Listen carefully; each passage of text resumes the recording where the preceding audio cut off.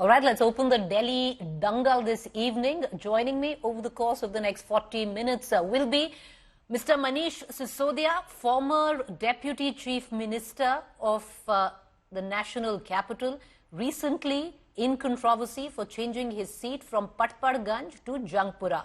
We'll also have with us Virendra Sachdeva. He's the BJP president, as well as Sandeep Dixit, son of Sheila Dixit, who this time around will be taking on Arvind Kejriwal from the constituency of New Delhi.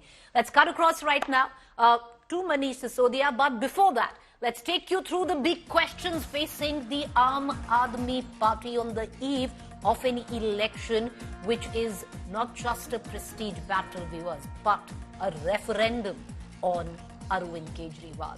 Can the Aam Aadmi Party overcome 10 years of anti-incumbency? Their first government was less than 50 days, and after that it was 10 years lagatar Arvind Kejriwal. Will he come back? Will corruption, Khas Aadmi tag, sink Aam Aadmi Party's electoral hopes? Will Revdi politics click for the Aam Aadmi Party again, bolstered by the Mahila vote? Let's take all these questions to Manish Sisodia, former Deputy Chief Minister, Delhi. I spoke to him a short while ago. Listen in.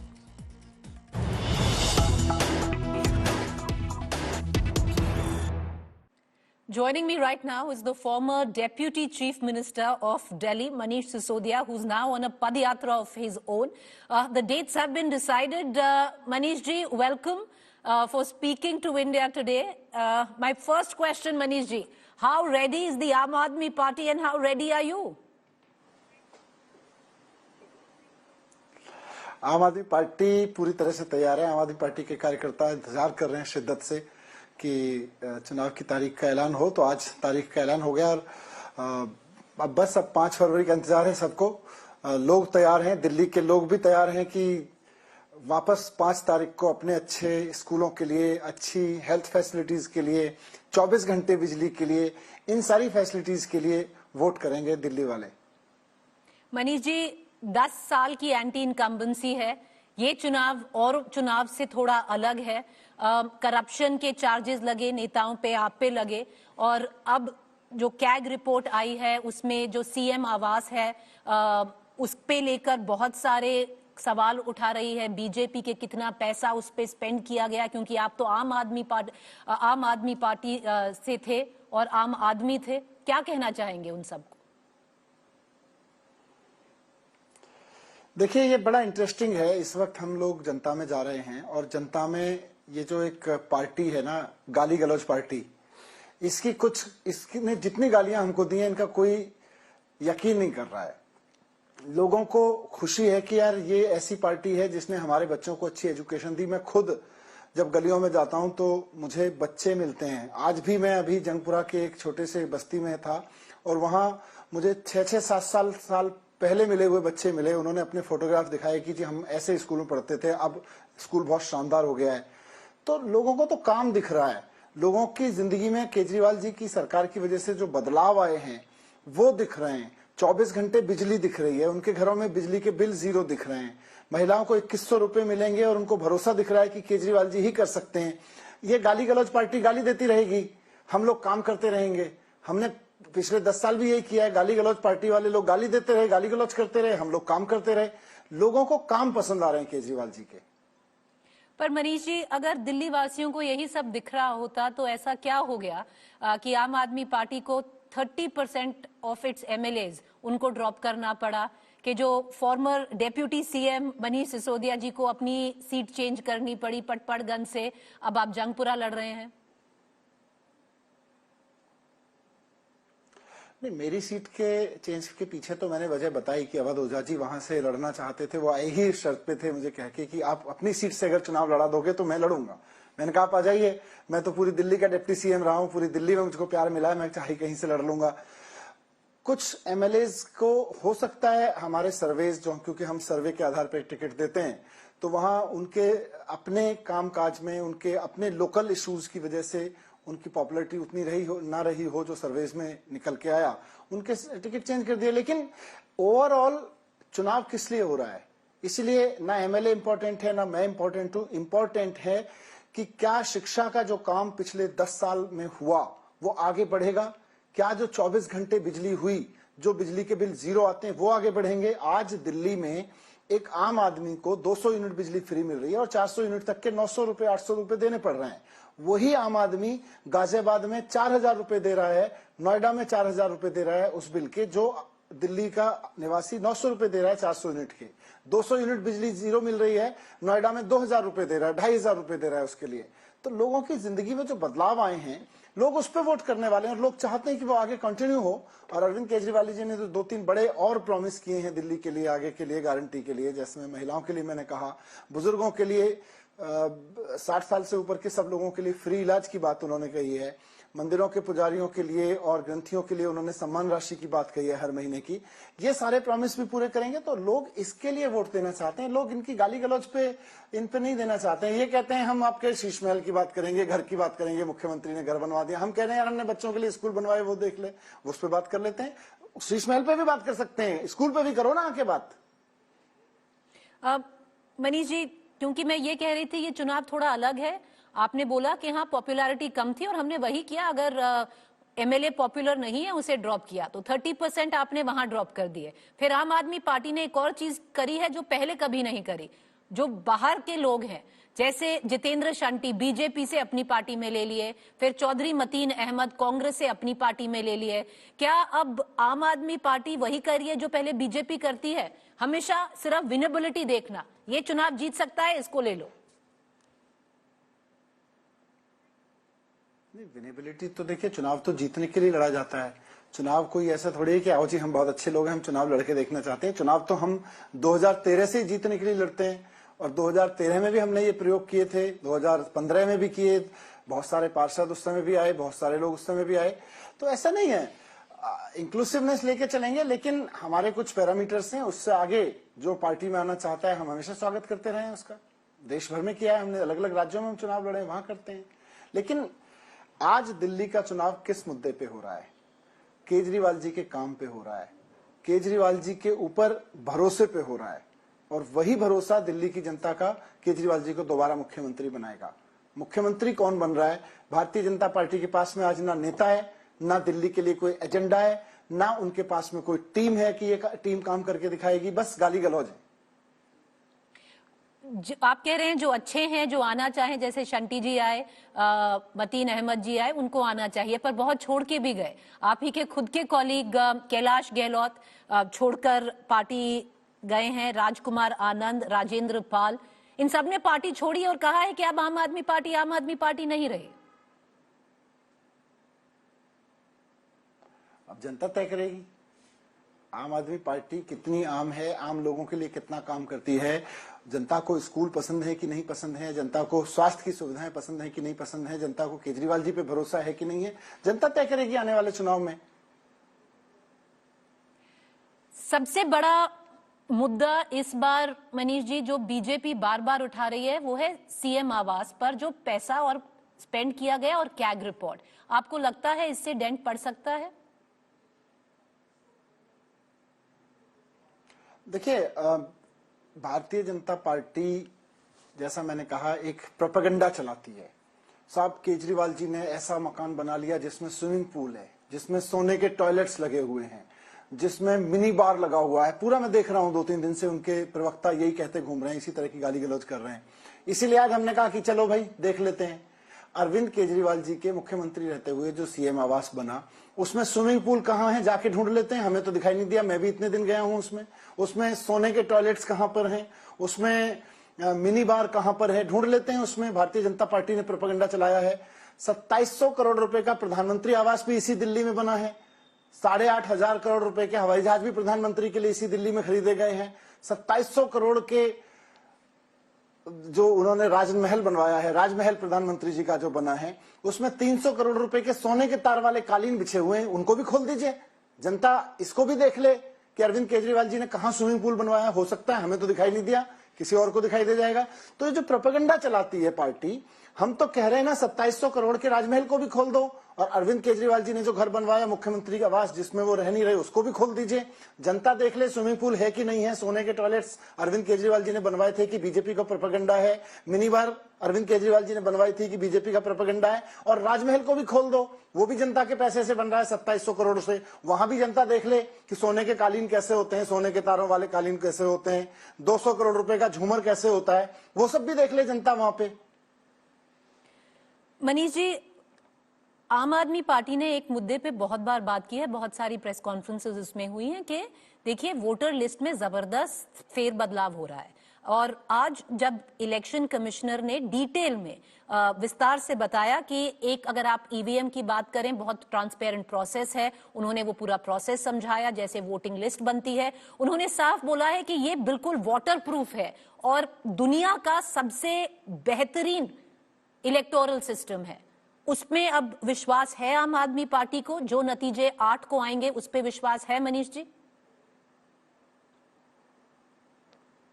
ये चुनाव लड़ रहे हैं और नतीजों पे ही विश्वास है, लेकिन वोटर लिस्ट का अगर मुद्दा उठाया है तो मैं भी सुन रहा था इलेक्शन कमीशन की प्रेस कॉन्फ्रेंस, जब उन्होंने कहा कि हम पूरी ट्रांसपेरेंसी बरत रहे हैं, तो मुझे लगा कि शायद अब बताएंगे कि हम कैसे ट्रांसपेरेंसी बरत रहे हैं, क्योंकि हमने कुछ सवाल उठाए थे। हमने ये कहा था साहब कि एक विधानसभा में, कई विधानसभाओं में ऐसा हो कि किसी भी विधानसभा में एक आदमी अप्लाई करता है, साहब 300 वोट काट दीजिए। इलेक्शन कमीशन कह रहा है कि अब हम उसका नाम भी नहीं बताएंगे किसने कहा है कि ये 300 वोट काट दीजिए। वो भारतीय जनता पार्टी का कार्यकर्ता है उसको, और वो कई ऐसे नामों से एप्लीकेशन डाली गई है नाम काटने की जो वहां एग्जिस्ट ही नहीं करते। फर्जी पते के लोगों से नाम काटने की एप्लीकेशन डलवा दी गई, हजारों लोगों की। अब इलेक्शन कमीशन उन लिस्ट पर कार्रवाई कर रहा था। हमने ऑब्जेक्शन किया, भाई ये कहां है, ये तो लोग हैं ही नहीं। बोले हम आपको बताएंगे नहीं ये लोग कौन है। तो कुछ तो, जब आप ट्रांसपेरेंसी की बात करते हैं तो करके भी तो दिखाइए। खाली प्रेस कॉन्फ्रेंस में कि हम ट्रांसपेरेंट हैं, ये कहने से कोई ट्रांसपेरेंट नहीं हो जाता है। जब आपका इलेक्शन कमीशन का नीचे का ऑफिसर जाके कहता है कि साहब हम ट्रांसपेरेंसी नहीं रखेंगे, हम नहीं बताएंगे आपको कि किसके कहने पे नाम काटने की ये पूरी मुहिम चल रही है, तो फिर ट्रांसपेरेंसी कहां रही? मनीष जी, आखिरी 2 सवाल आपसे करूंगी। आपने वोट काटने की बात करी, इस बार बहुत लोग कह रहे हैं मनीष जी कि अगर एक एक्स फैक्टर है इस चुनाव में वो कांग्रेस है। क्या कांग्रेस जो 4% उसका वोट शेयर था पिछली बार, उसके ऊपर जाएगी? अगर उसके ऊपर जाएगी तो फिर वो आपके वोट काटेगी? देखिए, अब लोग तो हर इलेक्शन में अपना अपना कयास लगाते हैं, लोगों को कयास लगाने की स्वतंत्रता है डेमोक्रेसी में, लेकिन नीचे जमीन पर लोग केवल और केवल आम आदमी पार्टी को देख रहे हैं। भारतीय जनता पार्टी जोर मार रही है कि भाई 8 सीटें थी हमारी पिछली बार, हम कुछ और गाली गलौज कर लें, कुछ गाली गलौज के बहाने केजरीवाल जी पे गाली गलौज कीचड़ उछाल लें तो कुछ बहाने कुछ और मिल जाए, मुख्यमंत्री को, एक महिला मुख्यमंत्री को उसके घर से निकाल दें तो कुछ और वोट मिल जाए। ऐसा होने वाला नहीं है। केजरीवाल जी ने दिल्ली के लोगों की, दिल्ली के हर परिवार के लोगों के जीने में मदद की है, महंगाई से लड़ने में मदद की है, बच्चे पढ़ाने में मदद की है, स्वस्थ रहने में मदद की है, इज्जत से तीर्थ यात्रा करने में मदद की है। ये सारी चीजें कहीं ना कहीं लोगों के दिल से दुआएं निकालती हैं, लोगों के अंदर से आशीष निकालती हैं। और ये गाली गलौज वालों को क्या मिलता है? गाली गलौज से काम नहीं बना, चलो मुख्यमंत्री को उसके घर से उठा के बाहर फेंक देते हैं। क्या मतलब है इन सबका? कांग्रेस का रिवाइवल नहीं देख रहे मनीष जी कहीं पर भी? नहीं, कहीं मुझे तो कहीं दिखता नहीं है कि कांग्रेस का कहीं रिवाइवल हो रहा है। लोगों को तो केजरीवाल जी दिख रहे हैं और भारतीय जनता पार्टी, क्योंकि इनके पास में खूब पैसा है, ये प्रचार करती दिख रही है, लोगों के सामने गाली गलौज करती दिख रही है। आखिरी सवाल, मानते हैं मनीष जी कि ये एक रेफरेंडम होगा अरविंद केजरीवाल जी की लीडरशिप में? पहला सवाल।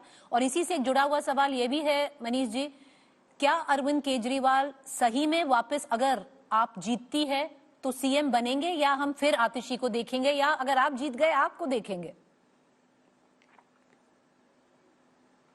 नहीं, मुख्यमंत्री अरविंद केजरीवाल जी ही बनेंगे। और इसीलिए हमने, अरविंद केजरीवाल जी ने जब इस्तीफा दिया था तो ये कह के दिया था कि भाई भारतीय जनता पार्टी ने कीचड़ उछाला, इन्होंने गाली गलौज की, इन्होंने झूठे आरोप लगवा के मुझे जेल भिजवाया। अब ये मुकदमा चलेगा, उसमें ये सारे आरोप झूठे साबित होंगे, उसमें टाइम लगेगा। इसलिए उन्होंने इस्तीफा दिया। उन्होंने कहा कि मैं दिल्ली की जनता के बीच जाऊंगा, और दिल्ली की जनता अगर मुझे ईमानदार मानती है तो दिल्ली की जनता मुझे मानती है कि मैं उनके लिए काम करता हूं, मेहनत करता हूं, ईमानदारी से काम करता हूं, तो मुझे दोबारा उस पद पे बिठाए। उसके बाद फिर वो उस पद पे बैठेंगे और काम करेंगे। पर मनीष जी, केस तो अभी भी चल रहा है। कोर्ट ने ये भी कहा रखा है कि अरविंद जी कोई ना सीएम मतलब कोई फाइल नहीं साइन कर सकते, कुछ नहीं कर सकते। तो अगर बन गए तो उसका क्या मतलब हुआ? टेक्निकली तो वो कोई साइन फिर नहीं कोई फाइल फिर नहीं साइन कर पाएंगे। नहीं, ऐसा नहीं कहा है। बहुत सारी चीजें, क्योंकि उन्होंने कहा है कि एलजी के पास जाने वाली फाइलें साइन होंगी, तो एलजी के पास जाने वाली फाइलें साइन होती रहेंगी। कोर्ट ने कहीं कोई पाबंदी नहीं लगाई। और बहुत सारी पाबंदियां इस बीच में, आप देखिए, मेरे ऊपर भी बहुत पाबंदियां लगाई हुई थी कि मैं हर हफ्ते जाके कोर्ट से परमिशन से, ईडी से सीबीआई में जाके हाजिरी दूंगा। मैं थोड़े दिन बाद कोर्ट में गया कि जी इस पाबंदी की जरूरत नहीं है, हटा दी। बहुत लोगों के ऊपर बहुत पाबंदी लगती है, वो हट जाती है, हट गई हैं बहुत सारी। इसी केस में हट गई हैं, कितनी पाबंदी हट गई हैं, वो कोई इश्यू नहीं है। और ऐसी कोई पाबंदी नहीं है कि मुख्यमंत्री जी के रूप में काम ना कर सके। कोर्ट ने कोई मुख्यमंत्री बने रहने पर पाबंदी नहीं लगाई है जी। पर वो जो भी वो, क्योंकि ये ऑब्जर्वेशन बीजेपी ने किया था और वो पिछले वाले टर्म का था, ये नया टर्म है। पर सीएम बनेंगे कि नहीं, पहले आम आदमी पार्टी वो जीते चुनाव। Good luck Manish ji, may the best party win, and good luck on your Padyatra as well as in your constituency, sir. May the best man or the best candidate win. Thank you. Thank you. Thank you. Thank you, Thank you. Manish ji. Thank you. All right, so that was my conversation with Manish Sisodia earlier. Let's now quickly cut across, because the main contender in all of this, viewers, is the Bharatiya Janata Party. And Bharatiya Janata Party looking and hoping to end a 26-year drought. They haven't been in power for 26 years. The last time around, Sahib Singh Verma was removed as a Delhi Chief Minister by the BJP to bring in Sushma Swaraj. And then one saw was an 11-year rule of Sheila Dikshit. And then, of course, was the Aam Aadmi Party. With no chief ministerial face, this will backfire for the BJP, or will it make it more of a contest on anti-incumbency and less of a contest on a personality? Can the BJP leverage the Haryana-Maharashtra momentum? And finally, one of the biggest agendas of the BJP, poll plank of the BJP, rests on the Sheesh Mahal charge. Will it stick when it comes down to the voters, especially the middle class? Because, viewers, the BJP's vote bank is primarily the middle class. But strangely, every election in Delhi, which is the Vidhan Sabha election, we've seen the middle class voting for more for the Aam Aadmi Party. Last time around, it was 55%. So will that middle class this time say no and go back to the BJP? Let's take all these questions to the BJP Delhi State President. Joining me is Virendra Sachdeva. Virendra ji, बहुत शुक्रिया कि आप हमसे जुड़े. मेरा पहला सवाल, दिल्ली के दंगल की डेट्स अनाउंस हो गई हैं, पर अभी तक अखाड़े में मेन फेस कौन रहेगा वीरेंद्र सचदेवा जी बीजेपी से? ना सीएम फेस का होना कितना भारी पड़ सकता है बीजेपी को? बीजेपी बिल्कुल तैयार है और 5 तारीख जो है वो दिल्ली की जनता बदलाव के लिए तैयार है। और निश्चित रूप से जब 8 तारीख को परिणाम आएगा, दिल्ली में आपदा सरकार जाएगी और भाजपा की सरकार आएगी। और जहां तक दूल्हे की बात है, हम पहले भी कहते रहे, हमारा दूल्हा हमारा कमल का निशान है। और ऐसा कोई दिल्ली में पहली बार नहीं हो रहा है। छत्तीसगढ़, उड़ीसा, महाराष्ट्र, मध्य प्रदेश, राजस्थान, सब जगह हम ऐसे ही चुनाव लड़ते हैं। हमारी अपनी रणनीति है और मुझे नहीं लगता कि हमें दूसरे के दबाव में अपनी रणनीति बदलनी चाहिए। सचदेवा जी, आप कह रहे हैं कि कमल का निशान आपका दूल्हा है, पर बैंड बाजा बारात सब तैयार है। पिछले 26 सालों से वीरेंद्र जी आपके दूल्हे को मौका नहीं मिला है कि वो फेरे पे आ जाए। अब कैसे है, कैसा ये 25 या 26 साल का जो ड्राउट है बीजेपी का आप एंड करोगे दिल्ली में? नहीं, उसके कुछ और रीजन है। 15 साल कांग्रेस की सरकार रही, 10 साल अरविंद केजरीवाल की सरकार रही। दिल्ली में 93 से 98 जो हमारी सरकार थी, उस सरकार ने अच्छा काम किया था। 98 में सरकार जाने के अनेक कारण थे, लेकिन मैं आज बड़ी ईमानदारी से कहूं तो दिल्ली में डिलिमिटेशन एक बहुत बड़ा कारण है चुनाव का।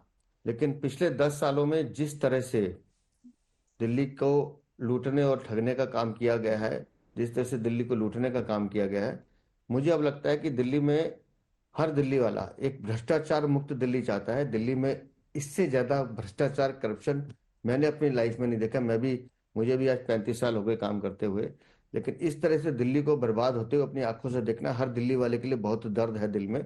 और उस दर्द का इलाज अब यही है कि दिल्ली बदलाव के लिए तैयार हो। दिल्ली को एक ऐसा विजन चाहिए जिसमें हम यमुना साफ कर सके, भ्रष्टाचार मुक्त शासन दे सके, जहां बिजली और पानी के नाम पर लूट बंद हो, और दिल्ली में एक ऐसी सरकार है जो दिल्ली वालों की बात सुने और दिल्ली के लिए लड़ना सीखे। दिल्ली को एक बेहतर दिल्ली बनाने की जरूरत है। आज दिल्ली विश्व की सबसे प्रदूषित राजधानी कही जाती है, और है भी, सबको महसूस होता है। उसके पीछे के कारणों पर काम करने की जरूरत है, और दिल्ली को एक सबसे सुंदर राजधानी बनाने का संकल्प लेकर हम लोग निकले हैं। और सचदेवा जी, एक बात और बहुत चलती है कि देखिए, एक और चीज पे बीजेपी को काम करने की बहुत जरूरत है, वो है एक कोहेसिव पार्टी यूनिट, जो स्टेट यूनिट होती है वो बनाने की।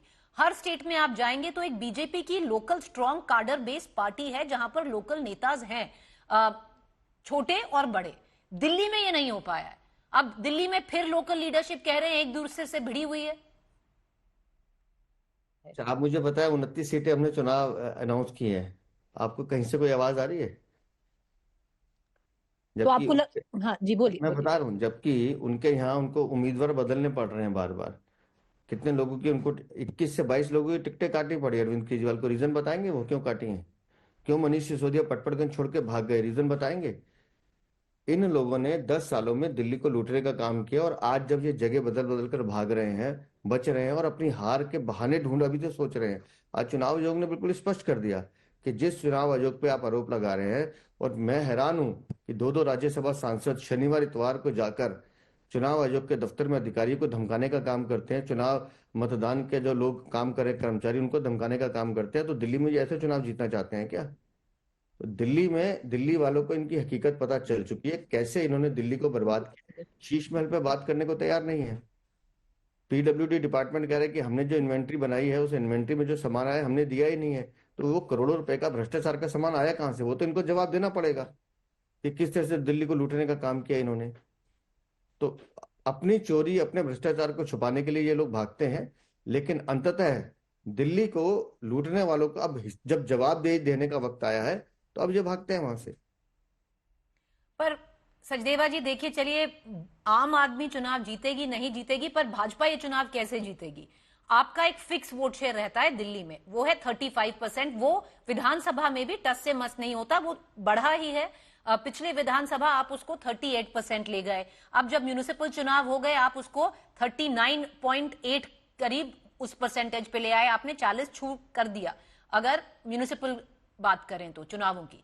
पर इसको आप आगे कैसे बढ़ाएंगे? कैसे? ये फ्लोटिंग वोटर है, कैसे आएगा? सबसे बड़ी दुविधा बीजेपी की सचदेवा जी, मिडिल क्लास वोटर हो गई है दिल्ली में, जो आप ही का वोटर है, पर वो जब विधानसभा आती है जाकर अरविंद केजरीवाल को वोट डालता है। मैं आपको बताता हूँ, नगर निगम के चुनाव में हम 39.9% थे, ऑलमोस्ट 40%। अभी जो नगर निगम का चुनाव 2 साल पहले हुआ, इस लोकसभा चुनाव में हम 54.7% थे, और 2019 के लोकसभा चुनाव में हम 57% थे। ऐसा नहीं है कि हम 38 पे रुके हुए हैं। नगर निगम चुनाव में हम 40% टच कर गए। आज मैं आपको बता रहा हूँ, दिल्ली में आप इसको नोट करिएगा, 8 तारीख को जब परिणाम आएगा, 45 से 54 सीटों के बीच में भारतीय जनता पार्टी की सीटें आएंगी। मैं 54 सीटों की लिख के दे रहा हूं आपको, और हम पूर्ण बहुमत के साथ, स्पष्ट बहुमत के साथ सरकार बनाने जा रहे हैं। चलिए Sachdeva ji, may the best party win. आप कह रहे हैं 54 सीट, चलिए उस दिन बात करेंगे। पर एक और बात है सचदेवा जी, क्योंकि आम आदमी पार्टी कह रही है ये बीजेपी नहीं है, ये गाली गलौच वाली पार्टी हो गई है। देखिए, एक नेगेटिव कैंपेन रन कर रही है, कॉन्स्टेंटली आप उन्हीं को अटैक कर रहे हैं। आप क्या नया लेके आ रहे हैं दिल्ली के लिए? मैं आपको बताता हूँ, हमारा नेगेटिव नहीं है। नेगेटिव के साथ हम 10 साल में माननीय प्रधानमंत्री की जो योजनाएं दिल्ली के लिए की गई हैं, और कैसे उनके कामों को दिल्ली में रोका गया, उसकी भी हम चर्चा लगातार करते हैं। मैंने उस दिल्ली को भी देखा है जब ब्लू लाइन बसेस चलती थी, डीजल की बसेस, डीजल के व्हीकल, डीजल के ट्रक, और धुएं से लोगों का आना जाना दुश्वार होता था।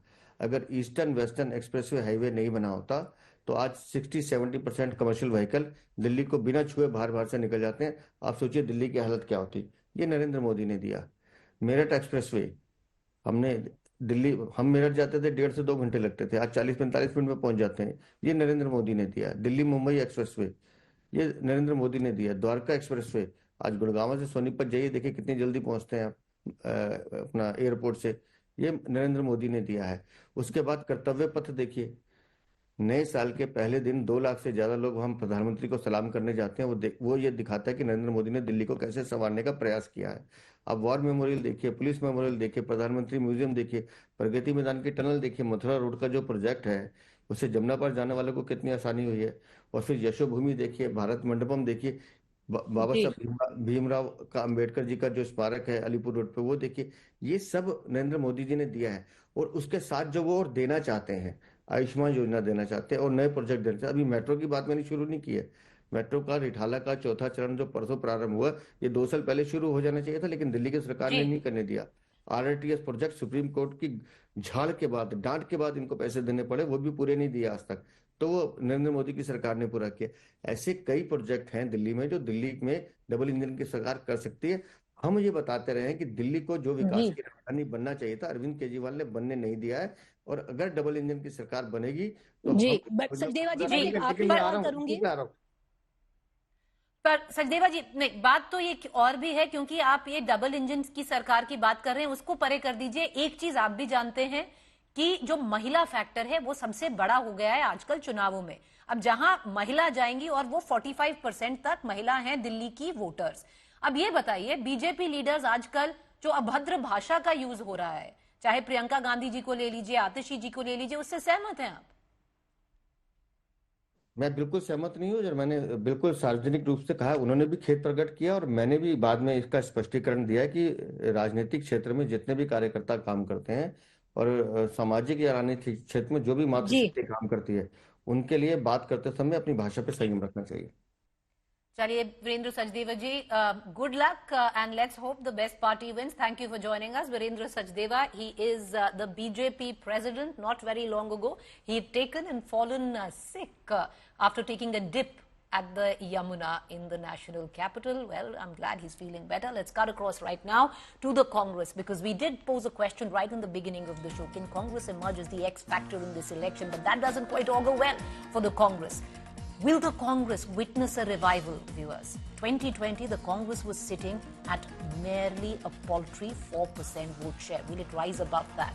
Is there a conflict in the state leadership along with the local leaders? Because that's seemingly coming to the fore. Does the Congress have very little to offer but just the Sheila Dikshit legacy?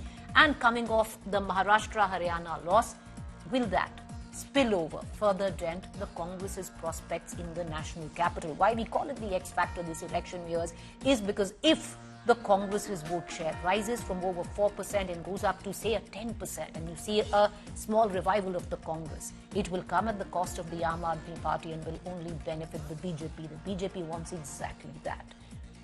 If it falls less than 4%, then it's advantage the Aam Aadmi Party, which could go beyond the 53% if it holds on to its own vote share and adds of the one lost by the Congress. All right, joining me for more on this is Sandeep Dikshit. He is going to take on Arvind Kejriwal head-on from the constituency of New Delhi. Mr. Dikshit, dates are out, yet the Congress looks far from prepared. And why I say that, Mr. Dikshit, is only 35 candidates announced. Your top leadership is not on the ground. What's going on, sir? Oh yes. We normally they give about 35-40 days, but in the recent past we have seen that not that many days are available in the declaration of results, which is why Congress had declared almost 48-50 seats, almost about 20 days ahead. Not only that, we'd also started making our preparations, doing our agenda, getting our manifesto together, conversing and talking to people, having our worker meetings for a fairly long time before the elections began. And if you will see, in almost about 50 or 45 to 50 of these constituencies, our campaigns are on the ground. In the places where we don't have candidates as yet, our party is very, very active. So I think we are fairly well prepared to get into this election. Well, on the contrary, Mr. Dikshit, word is that you're finding it difficult to actually find candidates to fight the election. Even some of the known leaders, are not happy, but practically forced into fighting this election in a twisted way, Mr. Dikshit. Do you believe that the Congress has become the X factor? If you rise a little of 4% vote share of 2020, it will be a vote cutter and will only help the BJP. You've actually been called the team B of the BJP by the Aam Aadmi Party. No, not really. See, I can understand. Historically, last two elections we've not been there. But then there have been large number of elections in India that have really thrown great surprises. 2013 in Delhi was a surprise. 1983, N.T. Ramarao coming out of nowhere in Andhra Pradesh was a surprise. Suddenly Karnataka BJP Ramakrishna Hegde winning elections in Karnataka in 1983 was a surprise. So surprises happen, especially when there is some very, very strong anti-incumbency. Against the Aam Aadmi Party, the anti-incumbency is so severe that voters are desperately looking for an alternative. And after almost 10 years, especially in the last 2-3 years, they're now finding a very, very credible, a very warm and an acceptable alternative in the Congress. So I think a very large number of voters from Aam Aadmi will come back to us. And I must also put it, there is a fair amount of voters who normally vote for BJP, who also want development. They remember the Delhi that Sheila Ji had built. And in many of them, they believe that the BJP is not an adequate replacement for Aam Aadmi Party or Congress, because it's not really had a good record of governance when it was ruling the MCD. And even at the national level, their agencies like the DDA, the police and the NDMC and others didn't really put up any decent performance in Delhi. So I think we are getting voters from both sides. We are actually not really a vote cutter. We are somebody who's taking a lot of positive votes coming from both these parties onto our bandwagon. Well, you know, if you end up doing that, Mr. Dixit, you will script electoral history that hasn't happened in the longest, or, you know, as far as public memory goes. But away from all of that, Mr. Dixit, you know, when you come down to the ground realities, the question is that the Congress has little to offer than your mother's legacy, which was years ago. People have forgotten about it. And you're trying to leverage an anti-incumbency that the BJP has a better chance to milk. They haven't seen power in Delhi for 26 years. So why not them? Look, this anti-incumbency of 25 years is an anti-incumbency of the last 10 years. Okay, and people are not talking of BJP as putting up any kind of a governance model in Delhi. I mean, they've recently been booted out of the MCD. If they really had any capacity, they have kind of put in a fair amount of decent work there. So people are looking for alternatives. You know, I can understand that Congress was not there. I can understand Congress was weak. I can understand, you know, that we were not really in a position where we could have attracted people. And for some reason, people did not take us that seriously in the last 8 or 10 years. But the anti-incumbency is also a longing for a Delhi that Congress built. And if the longing is for a Delhi that Congress built, the natural party that people will go to, people who have this yearning for them, will be the International Congress and not the Bharatiya Janata Party. But Mr. Dixit, you don't have a face as a chief ministerial candidate. You don't have enough candidates to actually field them. Some of your candidates are literally being forced to fight. And above all else, there is a clear conflict between the central leadership and the state leadership, where the top leadership seemingly believes that going all in could only but help the BJP. And I'll give you an example. You know, nobody from the top leadership was present when schemes from the Congress were declared for Delhi. And in Haryana, in Maharashtra, you had all of them, Mr. Kharge, Rahul Gandhi, Priyanka Gandhi. The difference is very visible, Mr. Dixit. Yeah, okay, let me come to these points. See, first of all, having a face is not that important. Congress, in a large number of elections, does not bring in a face. I mean, BJP hasn't had a face in the last 2 or 3 elections. And remember what happened to them when they had a face in Kiran Bedi ji in 2015. Aam Aadmi Party has to have a face because they have only one person. Everybody else is irrelevant in the Aam Aadmi Party. And also, almost being the incumbent chief minister, I mean, he himself has said that Atishi ji is a temporary CM, so they have only one face. But having a face or not having a face is sometimes an advantage and sometimes a disadvantage. For example, I think having Arvind Kejriwal as the face of Aam Aadmi Party is going to be a disadvantage for Aam Aadmi Party, because he's a very unpopular leader today. So it kind of works both ways. It's not that having a face will... There have been cases in which parties have won when they have not really put on a face. Your second point, whether we've been able to put up candidates in all 70 or not, we have put up about 45 to 50.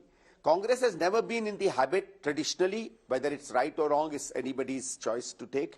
We've not really been in the business of declaring our candidates too early. Some parties do that. Congress has never been in the practice of doing that. And in that sense also, BJP is probably also announced just about 25-30. We have about 20-25 seats left. The process of selecting people there is going on. And I'll tell you, if the unfortunate incident of Dr. Manmohan Singh ji having passed away had not happened, perhaps much of this would have already happened. We would have declared many of our promises, and many of our candidate lists would also have come out by now. You know, Mr. Dixit, this is the second time you've skirted my question on the top leadership not being on the same page with the state leadership, but I'm going to let it rest. I'm going to ask you one quick question before I let you go, Mr. Dixit. And that stems from what the election commissioner said today. He went into great detail to suggest and say and ally all fares that have been coming in on the EVMs and the voting list. Both the Aam Aadmi Party and the Congress have raised multiple issues on either the voter list as well as the EVMs. Now, your party in Maharashtra and Haryana have contested the EVMs and the functioning of how the election was conducted. Do you believe that this will be a free and fair election? Look, whether the arguments of the Election Commission are right or wrong, are not going to that. Fact is, there is very little trust in a large number of people on the EVM system. Many instances have come out. There have been cases where people have said that the areas voted for a particular party, results were very, very opposite to that. I mean, I was very surprised. There was a case where a village in Maharashtra said that they voted Congress. Congress did not get a single vote there. They decided to do a mock polling, and mock polling anybody can do. That mock polling was banned by the imposition of curfew by the state government. I mean, why? I mean, mock polling is not an illegal exercise. I suppose it was done because party there was scared that a mock polling might actually expose the fact that the polling itself was not true to what people said. Since the polling never took place, we cannot come to a definite answer. But there are a large number of instances where Election Commission is not able to satisfy what people's basic feeling is, that it's not a fair election.